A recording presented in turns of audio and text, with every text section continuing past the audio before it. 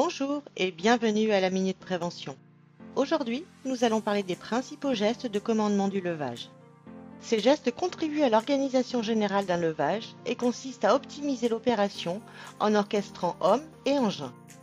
L'opération de levage nécessite la parfaite coordination des différentes personnes que compose l'équipe, à savoir le conducteur de l'engin de levage, le chef de manœuvre, les élingueurs chargés d'accrocher et décrocher la charge, et les signaleurs qui peuvent relayer les ordres du chef de manœuvre suivant la configuration du site. La communication entre un grutier et un chef de manœuvre s'effectue le plus souvent par radio. Mais d'autres phases nécessitent aussi d'avoir recours à la signalisation par des gestes conventionnés. Ces derniers doivent donc être connus de tous. En voici les grands principes. Prise de commandement, un bras le long du corps et l'autre tendu verticalement. Fin de prise de commandement, les deux bras bien écartés pour être bien visibles.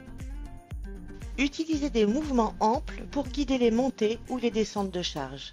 Par contre, pour les mouvements d'approche nécessitant une vitesse réduite, employez des gestes plus lents. Pour les mouvements de guidage horizontaux, un bras tendu indique le sens de déplacement de la charge. Pour les translations de démarrage et d'approche, le deuxième bras commande un mouvement plus lent.